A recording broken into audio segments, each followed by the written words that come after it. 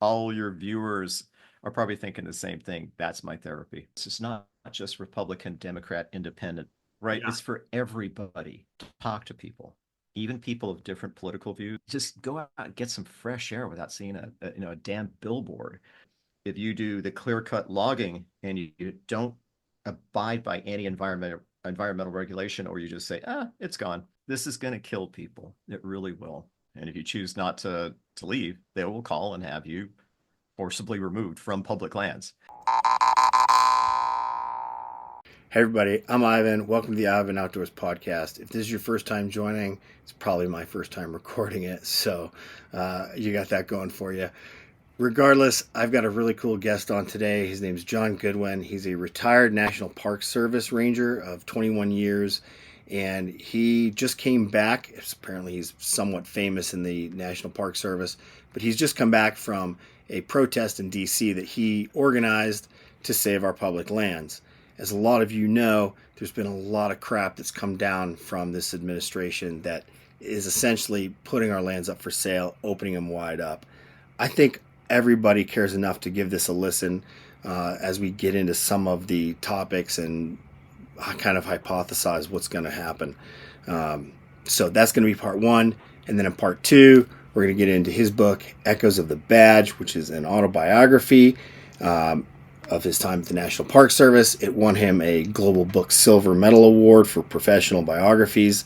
So we're looking forward to hearing some of that as he talks about getting struck by lightning and such.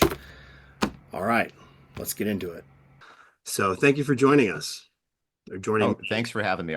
Yeah, I know. I appreciate being on your podcast. Thank you. Great. Um, so I want to jump in and talk about the what I think of as the 800-pound gorilla in the room, which is the assault on the public land stewardship resulting from the new administration. Because I think everybody that I talk to is either stressed, depressed, or repressed about this. And a lot of people don't know where to go or what to do aside from screaming into the void, right? So if I could just start on a positive note, what are some words that come to mind when you think of your career in relation to serving the public land trust? Well, it's service is the big thing, right? I mean, since I was a kid, I just wanted to serve people. My dad was, he had suffered from a series of strokes when I was a kid, so it was taking care of him. Before he did, though, we went to all the national parks that we could on summer vacations, and I just looked up. Those are my superheroes for the park rangers. And every time we'd go into a park, it'd be like looking at the men and women in green and gray, and for me, it's like those were the real heroes for everything that they did. Life got in the way, and then when the opportunity presented itself, and my wife talked me into following my dream, that's what I did, and it was just it was a total blessing to serve people for as long as I did, either as a ranger or as a council member. So I think if you're to give it one word, it's service, service to others. That's great. I mean, I think some of this conversation that's been or floated around on the media is this idea that these career public service men and women are just there somehow sucking on the tit, for their own financial gain. And, it strikes me as it's not exactly a profession that you're gonna make a lot of money at, and you're probably gonna be No. it's a thankless profession.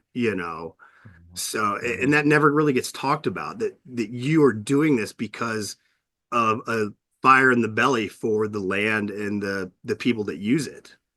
Yeah. So, No, you're absolutely right. The saying in the Park Service is you get paid in sunsets and sunrises, right? And that's really the case because it was my choice. When I retired, I was probably the equivalent of a sergeant in the local PD and uh, could have made a lot more money at San Francisco Police Department than I did in the Park Service. But to me, that wasn't, paying the bills is important for sure. But you got to feel good. You got to look at yourself in the mirror every night. You come home every morning, you wake up. And for me, doing what I did was so important. Now magnify that times the tens of thousands of men and women that work on our public lands. And and a lot of the people that were fired were probationary employees, seasonal employees. Initially were told they weren't going to get their positions in the national parks. That got rescinded. We'll see how that goes. But I feel for all those men and women, probationary employees who, like me, and like you said, you Hmm. have that fire deep within you. You're Yeah. not doing it for the money. Right. Some of the places that you live at are, it's substandard housing. It's just the way it is, right? We Yeah. can't afford to put our rangers or public land staff in anything really nice. But that's okay. It's our choice. We work there, and it's just like you said, protecting the parks or the public lands and protecting the people who visit them. Yeah. And like you had mentioned earlier about your children, it's setting those lands aside for future generations, and that's what drives us. Yeah. I mean, it to me, our greatest national treasure are our public lands that we all collectively own. And That's right. it's not money, it's it's that natural resource, that ecosystem. And we'll get more into Mhm. that here in a little bit, I hope. Um, Yep. for the listeners, can you sort of paint the picture of the entire public lands system? Because there's a whole bunch of different sectors out there, and I don't know that everybody understands it as well as you or I do. Mhm. Well, when you think of public lands, most people think of national parks. Then when Hmm. people think of national parks, they think of the Yellowstones, the Grand Tetons, the Yosemites, Shenandoahs, but they forget there's 433 national park units. So that's one thing that people That's a seem to forget, even when different that's a unit, lot. and that's Oh, just the oh yeah. I national mean, parks. that's just the national parks. So then you magnify that by the national forests that are out there. That people, I mean, they certainly know when they're driving in a national forest, they're going to recreate, to fish, to hunt, to Yeah, backpack, to hike, even camp with a family, right? So yeah, you got those, and then there's the little ones that people really don't know about. Bureau of Land Management, BLM. Those yeah. lands are all over the West, right? And then Right. you've got the grasslands, the wildlife refuges.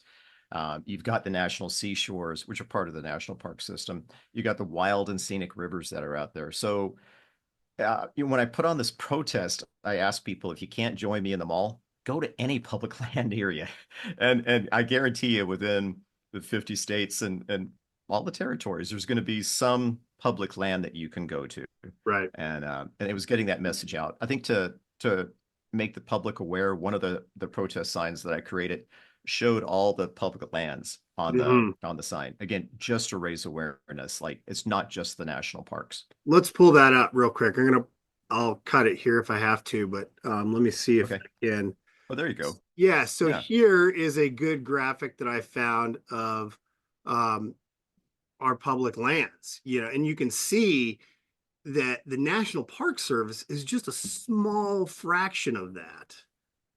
And, Yep. one of the questions I was going to ask you later on, that's hopefully I won't hit it twice, but um, do you think that there is um, a good argument to actually increase our public lands? Because you can see out on the west, obviously we have a ton, but Hmm. looking eastward, there's some really interesting topography and habitats out there that maybe we should be talking about adding more public lands.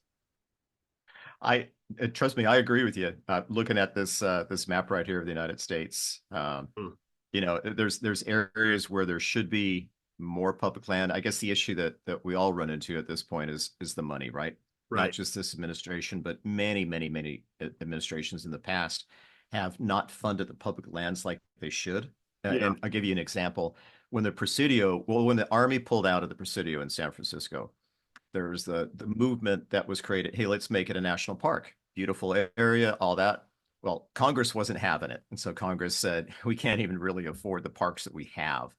And that's why the Presidio acts. It's one of the odd, but it is the oddest national park unit that's out there. It actually brings in money. Its The mission is to Presidio, raise where money. describe the Oh, so if you Presidio. go, yeah, it's over in San Francisco, Okay. and beautiful public land out there. It is part of the national park system, but the Presidio Trust manages it. Hmm. Now, I've heard arguments where this administration wants to take away the Presidio. They say it's costing money. That's actually false. It's actually been bringing in money for about a decade now. So that's good. So to get back to your question, I would love to see more public lands, but we need funding right Right. now. We need funding to not only increase the staff that we have at all those units that you showed up there in that graphic. Yeah. We need more money for better housing, for better infrastructure. Um, To I pay, just heard the to, administration to took pay away people as two. professionals, Oh, right? absolutely. I mean, Absolutely. I mean, like my journeyman level was a GS9. And for your listeners, GS is general schedule. mhm, And I, that was it. It's basically a sergeant, law enforcement. I couldn't rise up past that unless I promote it from within. And even then, you're looking at public land employees making just there's not enough to keep yourself, your significant other, your family, fed, right? I mean, it's yeah. just you just don't earn enough. I get it. We don't have deep pockets, but pay us what we're worth. Increase the staff, please, so we don't have these shortages. A real quick aside, when I was in the Everglades back in the late 1990s, early 2000s, the district that I worked in had 500,000 acres, the Flamingo District. And a buddy of mine, his name is Bruce. Bruce and I, at times, because we were short staffed, people had left, new people hadn't gotten hired. It was him and I doing law enforcement, search and rescue, firefighting in an area of 500,000 acres.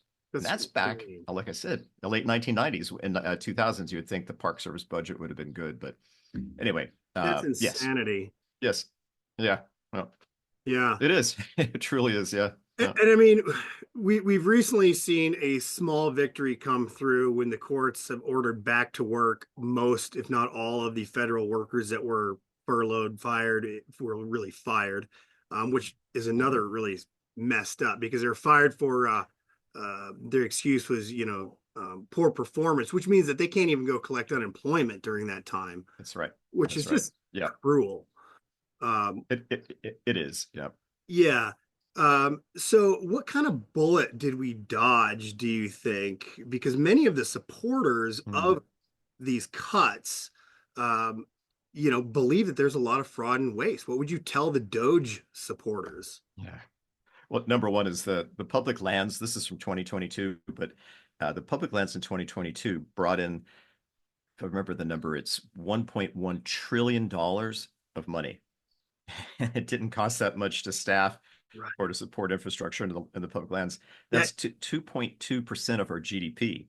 So number one, their argument of the public lands cost money, ridiculous. That yeah, argument shot down.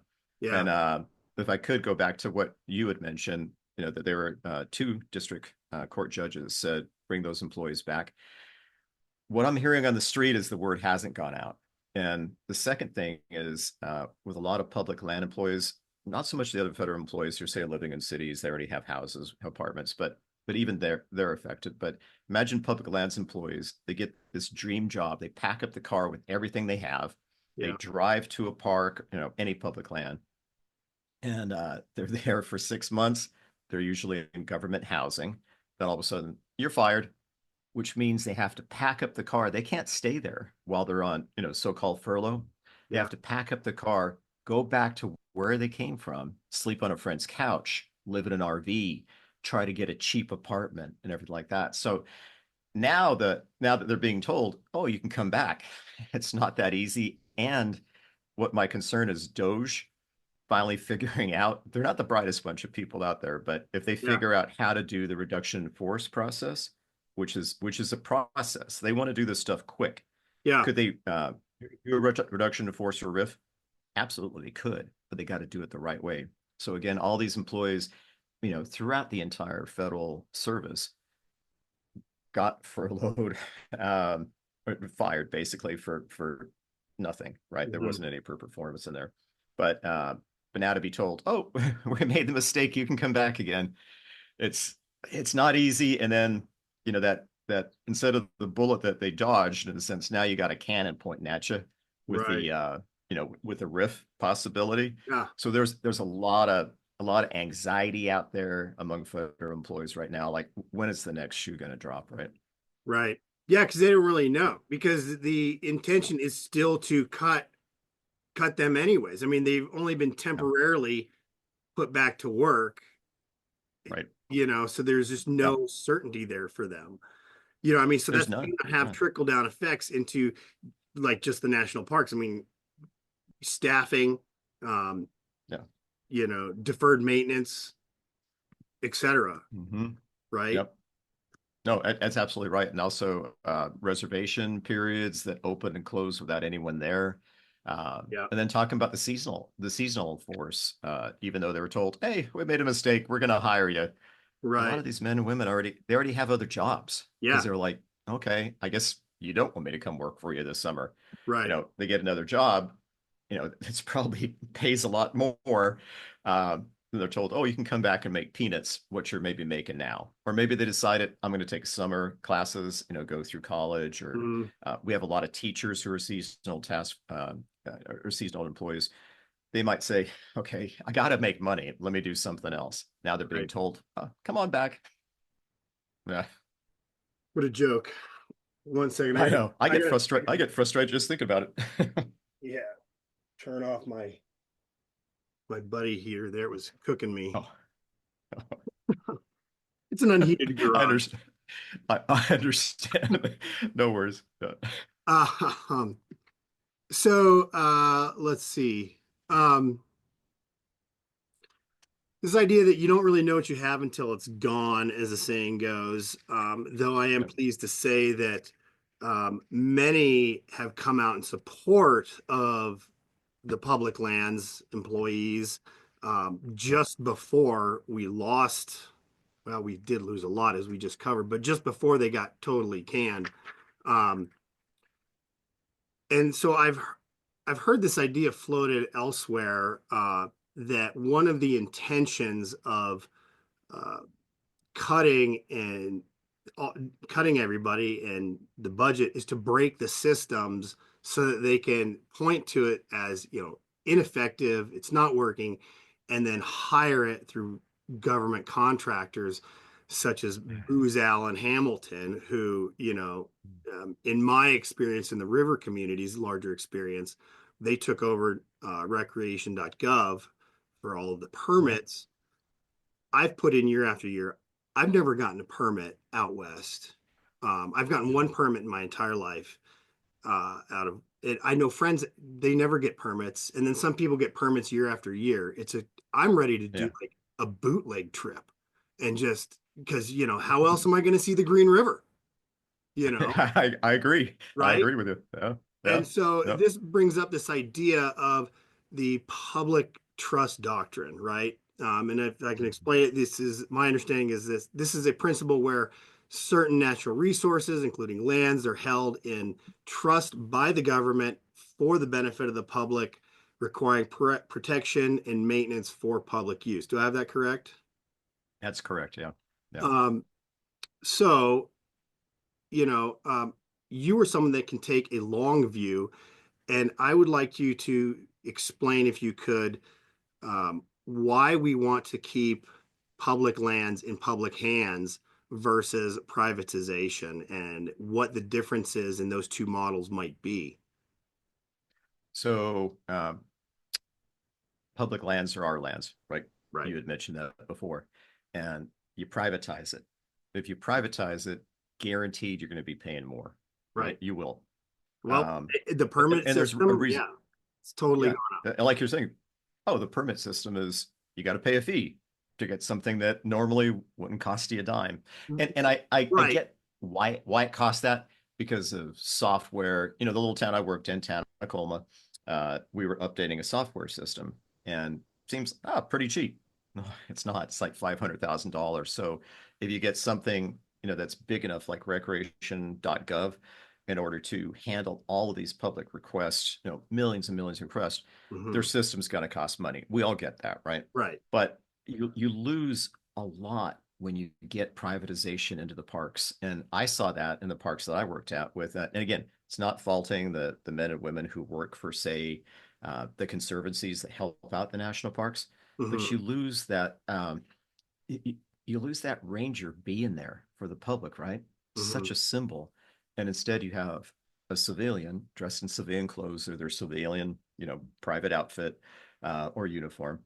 So you lose that. So I don't like the idea of privatization. Again, it's money issue in order to get the national park or any public land up to this century. Yeah. As far as their technology, it's going to cost money. So I see why that push is there. We'll pay a fraction of that. We have somebody else do our work for you. Right. But then, do you really want to go to a Yellowstone on a vacation and drive through the entrance station, not with a ranger, but with a civilian taking your $20, $30, and then see signs along the road constantly? Eat at McDonald's, eat at Burger King. I'm not plugging them, by the way, Right. but I'm just saying that's what would happen to your public lands. It's just going to be a Disneyland effect, The right? commercialization of everything is really, Yeah, it seems like that's what the drive is, you know. it is. No, Um, no, you know, I was listening last night to someone speak who had been a DoD auditor, and mm, she said that there are no subcontracted services out there, like they subcontract the food services, a lot of the maintenance for aircraft and no, stuff. There's none of them out there, none of those services that have been contracted out that would not be done for less by the Department of Defense itself, not to mention yeah, the fact that it removes that specialization from the military and it puts it in the hands of a contractor who essentially has a monopoly, right? So like yep, Booz Allen, for instance, to on this one part that we know has already been privatized, they have essentially a monopoly on all of the reservations, whether it be a campsite or a river permit.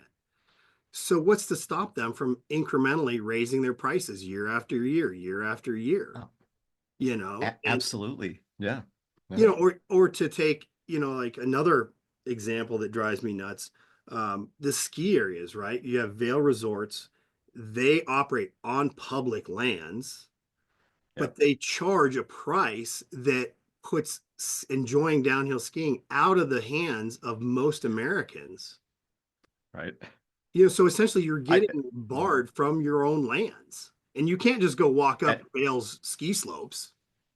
Oh no, no, they'll arrest you if you do that. I mean, if you Yeah, walk up the slope and ski down it, they're gonna get wind of that and they'll probably kick you out. And if you choose not to leave, they will call and have you forcibly removed from public lands. That's the awful thing about it is, yeah, again, these are our lands, and yet they're privatizing it, putting so much commercialism into these private lands. And going back to the beginning of the interview is people want to use these lands for whatever, whether it's yeah, to get the breath of fresh air, to hunt, to hike, to fish, to backpack, to right, camp, right? right. And they want to leave all that garbage behind them from the big cities, right? Or Yeah, from wherever you're at, right? Just go out and get some fresh air without seeing a damn billboard, or a lighted sign or whatever like that in front of right, you. So right. the public lands serve a purpose, and the public needs to realize that it's more than just the $1 trillion that it brings in. It's that peace of mind, that relaxation effect that you Yeah, can't. I don't think you can. Maybe somebody can put it into a monetary figure, but it's priceless, right? it is. It, Yeah, it is. yeah, It's exactly like, when you watch a fire, there is something mesmerizing about it. It just goes deep okay. into our DNA. And it's the same Mhm. thing when you were out and you were surrounded by nature. It doesn't matter what the environment is. Your blood pressure lowers, things drop away. I mean, in an age where literally like the Dire Straits song Industrial Disease is real, like that's Yeah, so precious. it is. I agree. Um, Yep. so moving on, the idea of deregulation, that's another big point of a lot of the executive orders that have been going on. And the one that I'm thinking of is this memo that went out from the president, I believe, to immediately open up more logging. I, Yeah. in part because of the tariffs on Canada, and we do get a lot of our timber from Canada. Um, but there, let's see, I'm obviously focused on recreation access. I'm not so naive to think that, well, we shouldn't be using any of our natural resources for mineral Yeah. extraction, logging, and grazing, etc. However, it seems right now with the under the status quo, we are just barely holding the line at being able to do our due diligence through environmental impact studies, public hearings, etc. Is this perception that I have that we're just barely holding that line between sensible use and destruction, or do we actually need to revise that and streamline the process a little bit? Yeah, I think the process can be streamlined for sure. Mm-hmm. And sometimes government gets in the way, but you have to understand that all of those rules and regulations that got put out, it happened for a reason. Right. It's like if you look at a fire truck, for instance, right? You see all these placards on a fire truck. Step here, don't do this, don't do this, don't do this. The reason that they're there is because fire department personnel were injured or killed, and they had to put a sign up there, right? So it Right. seems like overkill. Like, what are you doing with all this stuff, right? It's the same with environmental protection. Yeah. And does it get in the way? Yeah, sometimes it does. Speaking as a retired council member, yeah, it's challenging to work with. But if you look at why it's there, how can we improve it without destroying our resources, right? I mean, Right. you want to be able to, like the national forest, for instance, right? National forest, yeah, if you manage the national forest correctly, you can do timber cutting, right? Mm-hmm. Replanting, but you got to do it safely. Right. What worries me is just what you're saying. Oh, let's open all this for logging, right?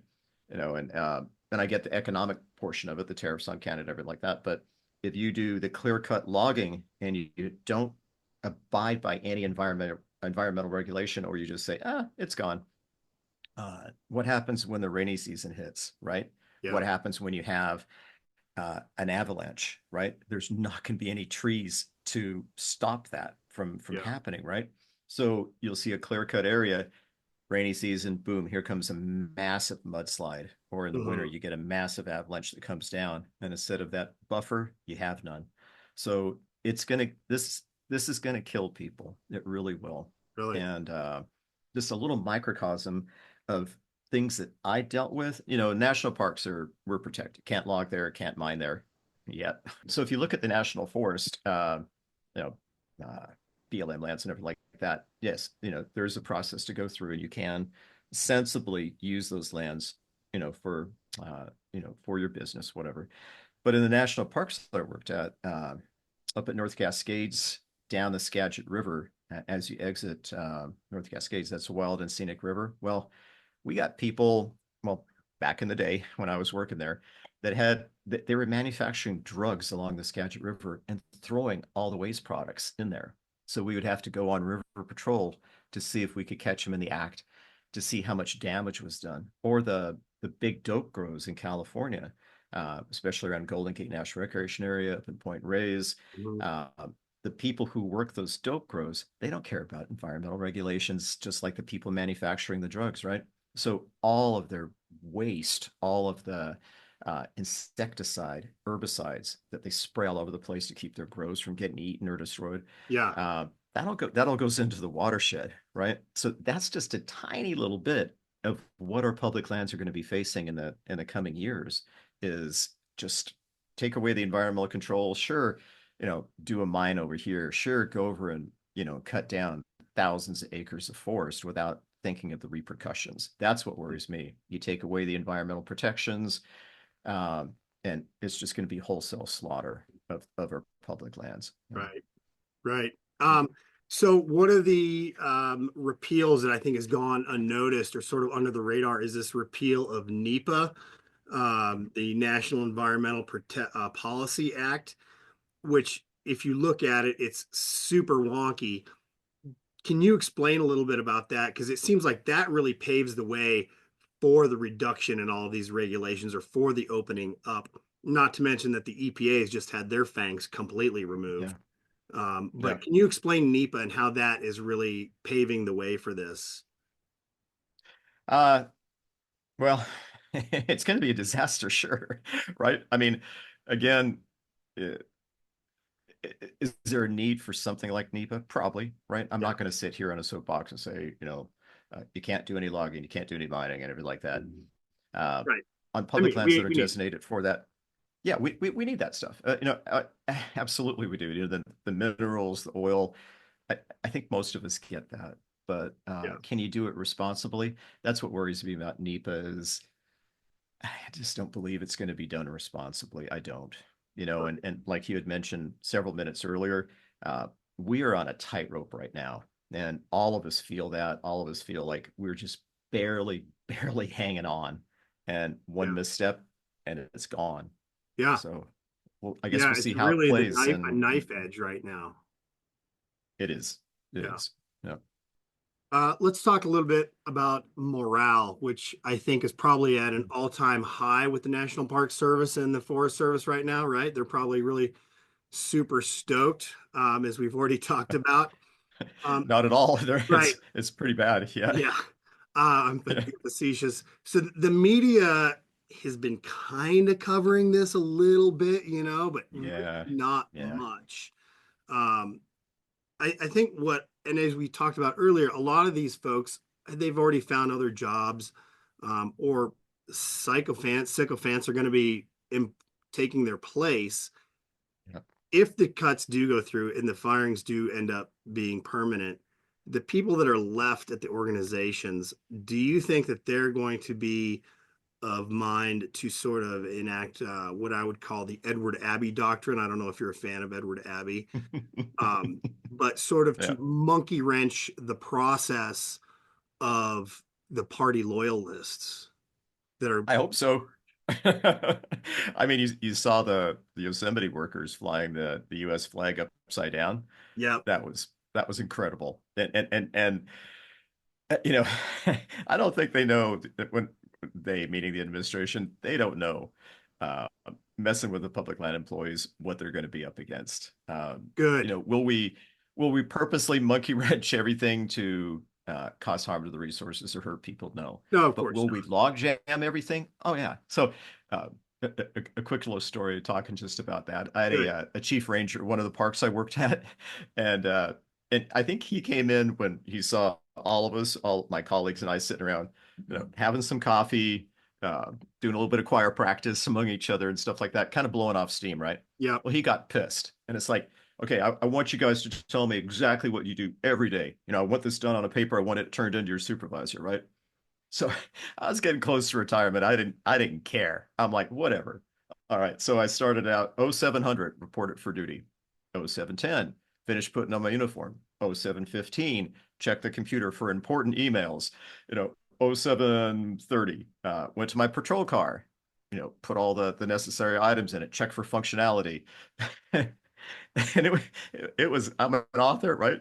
So yeah, I can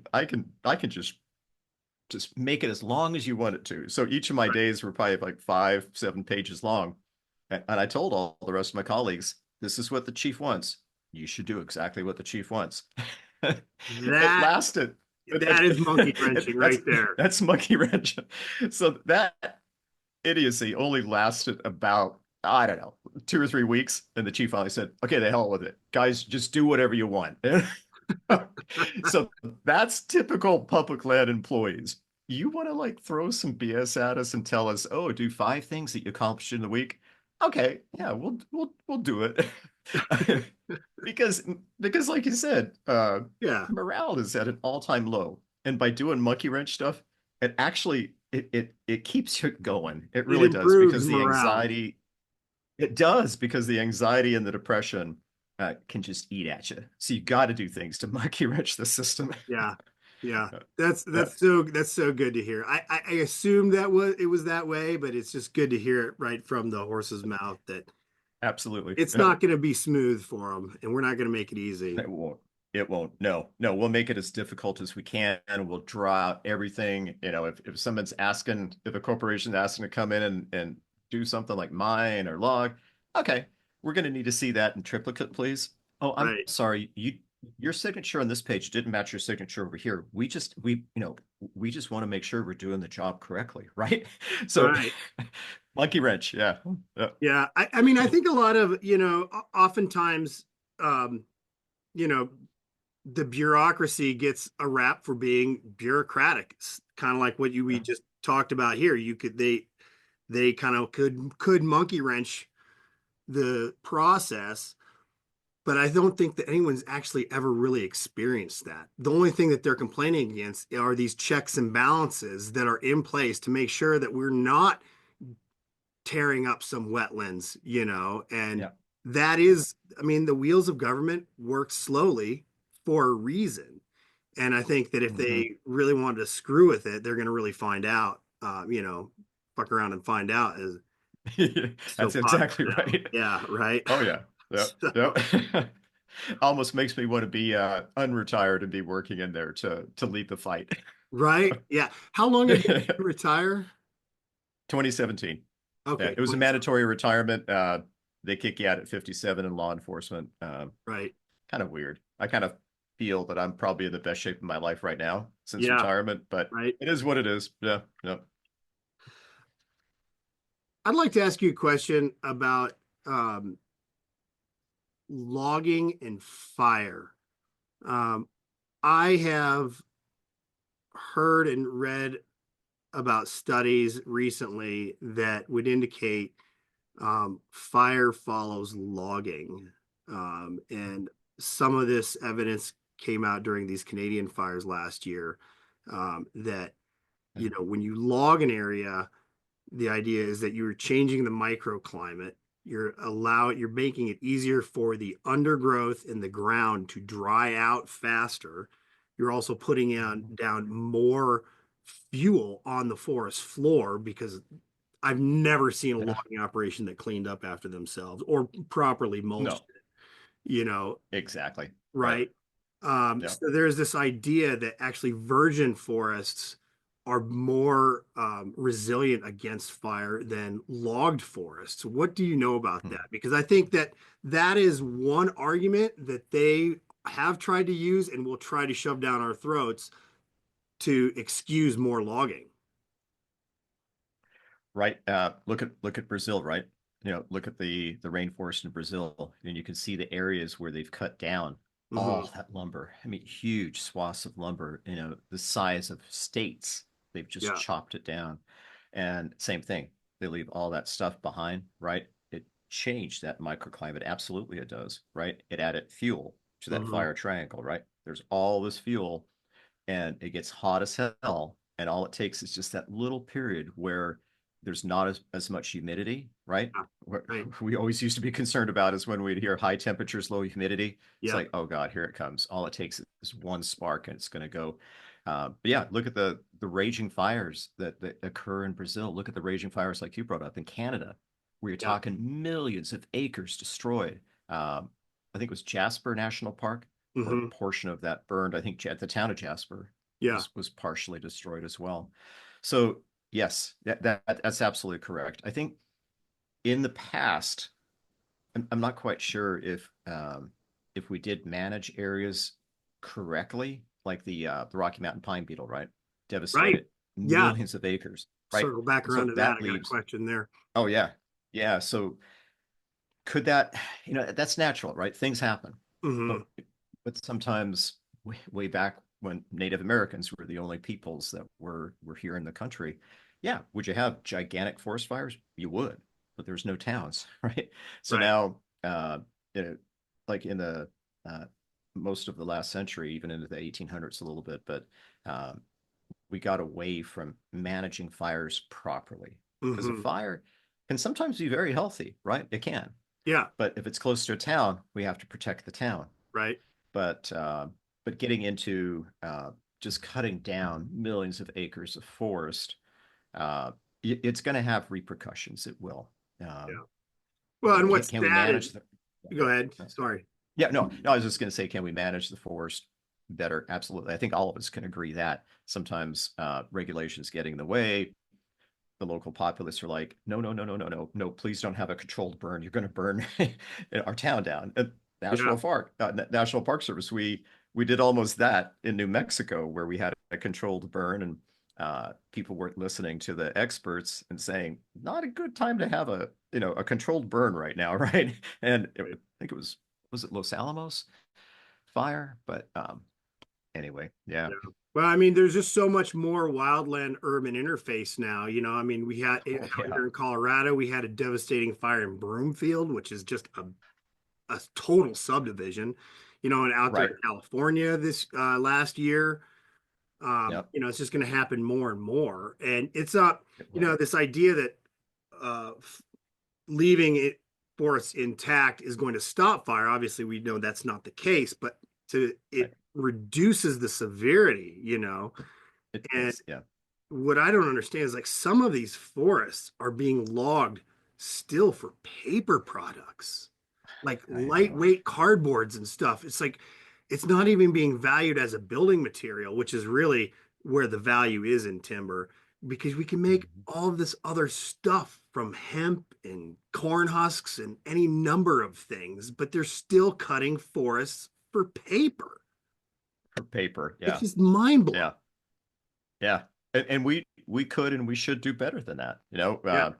Hmm, Um, well, so what can be done? Most of the population is essentially at or near wage slavery in America. Um, yeah. you know, what do you think are two or three things that the average person who is just, their asses and elbows, heads down all the time, what can they do that would be effective in protecting our wildlands? Well, that's why I went on that train trip from San Francisco to Washington, D.C. Not only was it symbolic, but it was also to talk to people, right? Mhm. And if you can talk to one person, that person may talk to one, may talk to one, right? It keeps going, right? So that was my goal on the train was because I've written, you know, tons of emails to my two senators, my local congressperson. That helps. But Mhm. I would recommend to your viewers talk to people, even people of different political views. And I talked to a Yeah. number of them on my trip. But we agreed to disagree with the administration. But when I talked about public lands, they were 100% on board. Like That's the we want thing. our public lands, right? That's the thing. It So is a popular yeah, idea.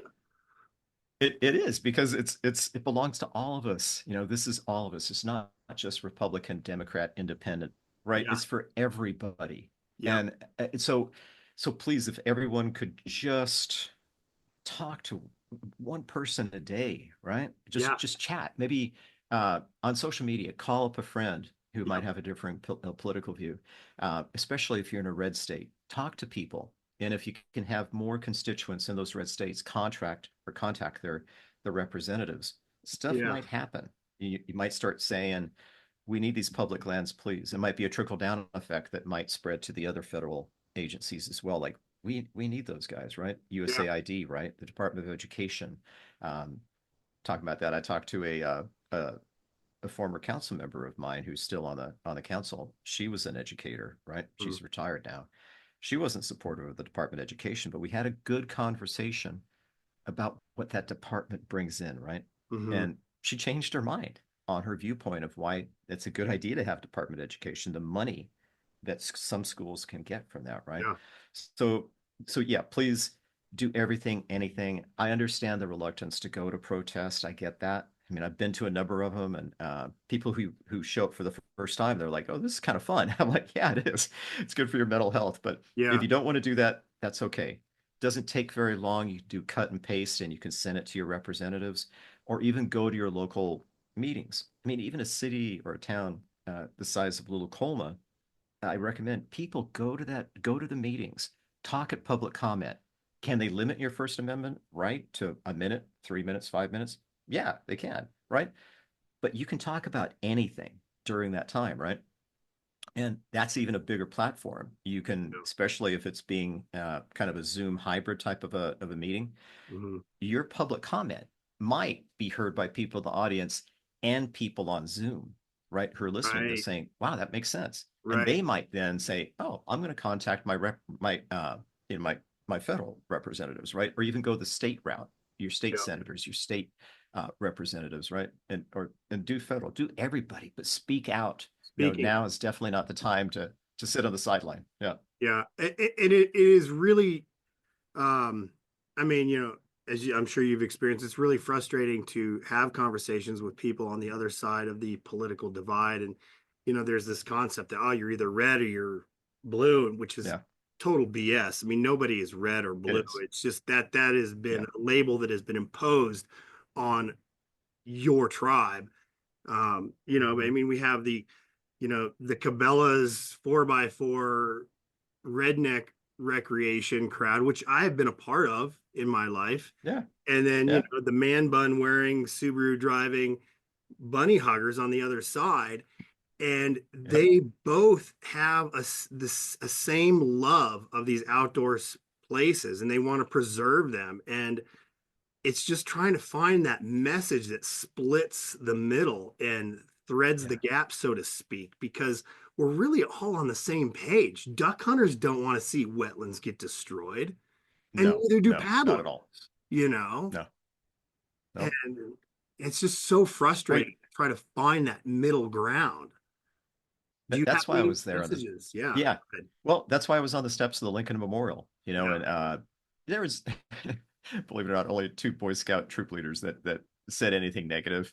I almost wanted to shout at them, hey, like I saved the lives of Boy Scouts, two parks that I worked at that were dying of hypothermia. So you might want to pay attention to me. But anyway, yeah, there's several thousand people that went by our protest, Mhm. on Saturday. And I could tell, and a lot of them are probably on the different political spectrum than me, but making eye contact with those people and just telling them, protect your public lands, please. And I Yeah. could tell there was that, like, oh wow, it's like I get it now, right? And I mean, I'm hoping that that made an impact just by talking to people reasonably, right? I wasn't trying to argue with them. I was just saying these are some facts that you might know or not know. These are some things that they're taken away from you, right? You Mm. need to speak up about it. And even some people engaged me, and again, it's obvious they're probably on the other side of the political spectrum. Like, oh, what are you protesting about? I'm like, protesting to save our public lands and the people who dedicate their lives to work there. Yeah. Oh, okay. And have that conversation. So have that conversation, please. Right. With your friends, your family, total strangers, right? No. Um,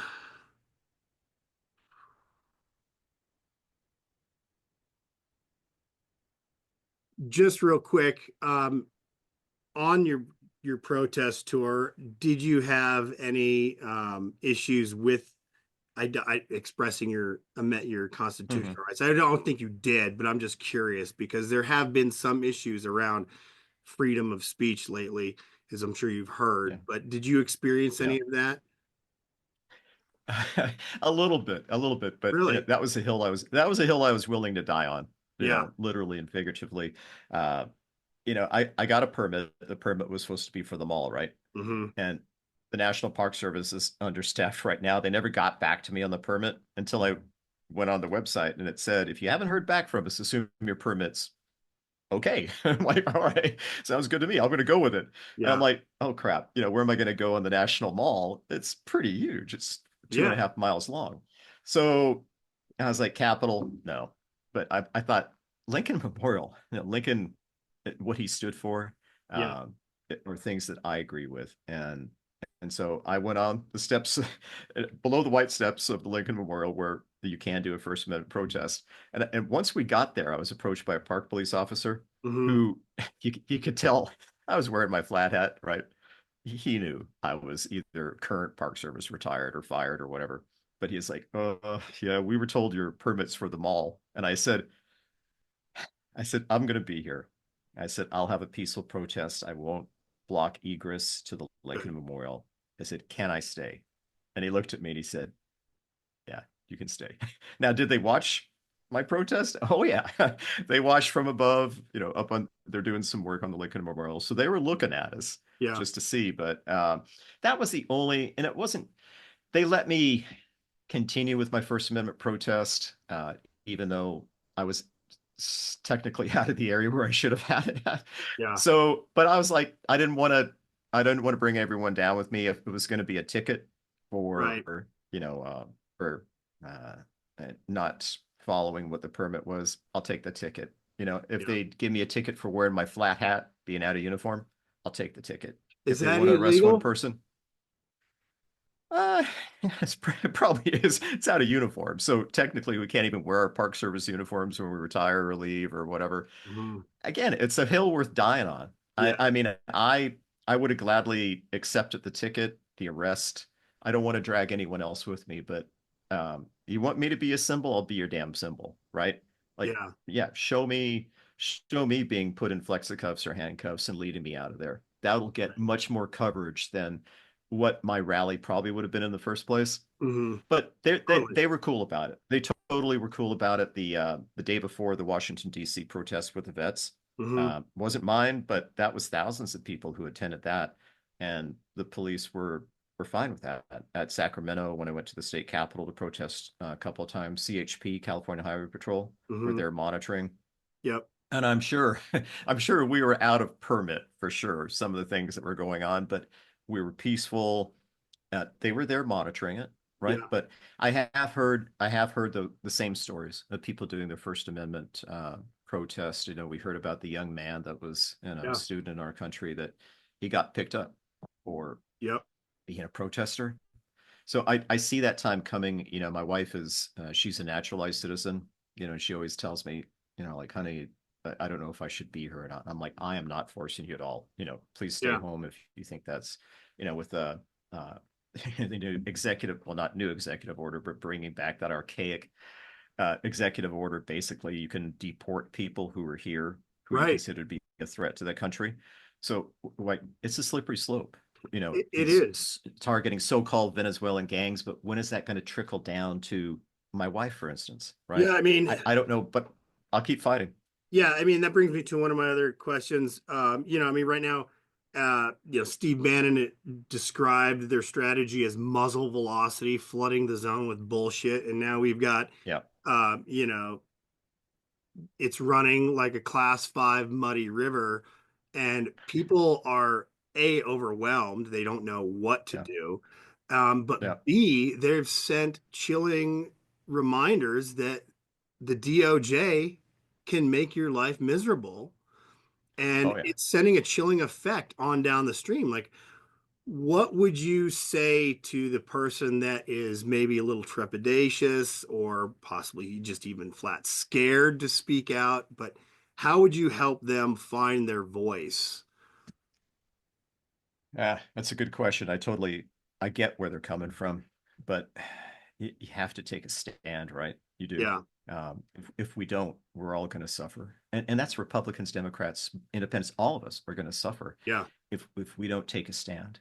And so it's building up that moral courage to get out there. Again, I'm not telling your viewers, if they're residents of the country, um, if they're in the country without going through the proper steps, I don't want anyone to get deported because of what I'm right. saying, right? But I'm just saying, um, if you don't stand up and speak right now, it will affect you. It will, Yeah. And I and think you that's just on have us to, as citizens to do yeah, that for them in a sense, yeah, because if we yeah. let it happen to green card holders and visa holders, it will happen to us eventually. If Oh, it, it will. No, it I mean, will. there's no Yeah. doubt I about it. mean, yeah, but that's a price I'm willing to pay for myself. I don't want my Yeah, family hurt, but for me, put me in jail, send me to another country, send me to El Salvador jail or whatever. But yeah, um, again, I'm not afraid of very much. For a guy that got struck by lightning twice, yeah, I'm not afraid of very much. And I worked with so many people say, "Oh, you're a hero," and blah blah blah, and I'm like, no, I'm not. I worked with heroes, but um, to me, the definition of is a hero is an ordinary person who does extraordinary things when the time is calling for it. And I think the time is calling for it right yeah, now. I think we all need to collectively stand up, speak out, shout from the top of the rooftops, like you yeah, had mentioned at the very beginning of your podcast. You don't know whether sometimes to scream, to shout, to cry, to do whatever, right? I'm just saying find an outlet for that.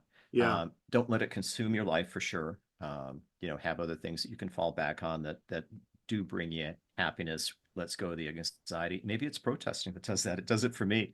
It reduces the anxiety, but do something. And if you can't get out there to protest, contact your Congress people, your lower house, your upper house representatives, your local elected officials. Flood the media.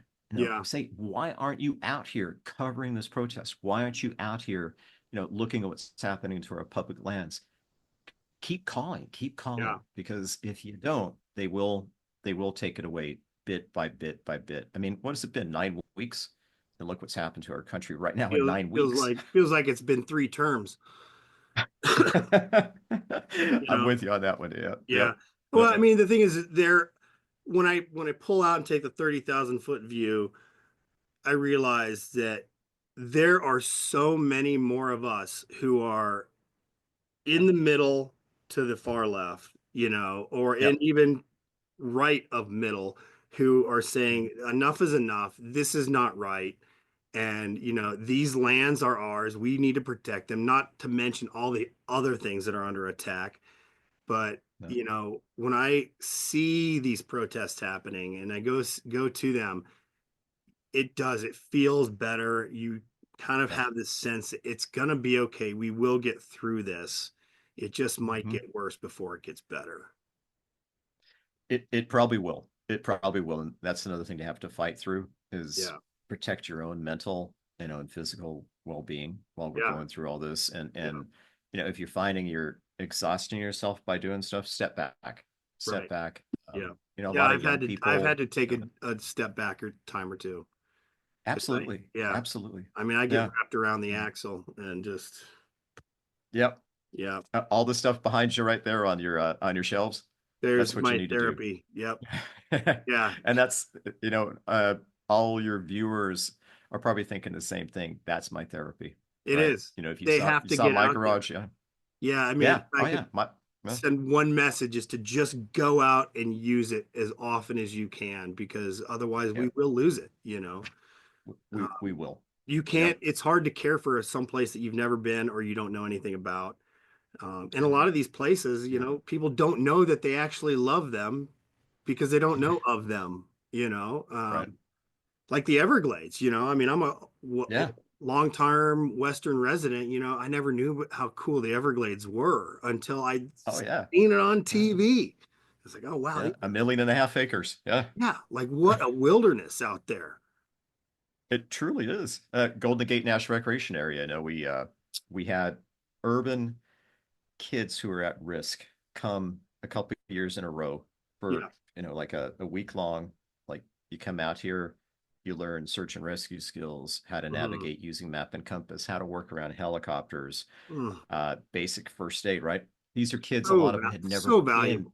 Yeah. they'd never been away from the city. And you could tell getting there, initially they're like, what the hell? I don't Yeah. think I can make it through here. But after a couple of days, you find that they have that within them, that Hmm. ability to fight through whatever, right? And Yeah. the process was not only encourage them to possibly be park rangers when they get older, but Hmm. also to show them that they can win in every environment, and to say, you can come out here, you can recreate. This is right at your doorstep. Don't be afraid of it. Yeah. Come out and get away from the stuff that you're facing in the inner city, right? All those challenges. Please come out and be out here, right? And Yeah. it worked. It worked. Yeah. It's so true. I mean, I can't say enough about how outdoor therapy is a real therapy. It's a Yeah. cliche, but it is legit, and Totally legit. it Yeah. certainly Yeah. helps me every month. I try to Yeah. get out at least once a month. Yeah. So this has been really great. This has lit a fire under my ass again, as if I needed another one lit. It's so good to hear all of this coming from someone who has a depth of experience working in the public sector in the National Land Trust, for lack of a better term. But I do want to turn it to you a little bit and talk about your experience. Yeah.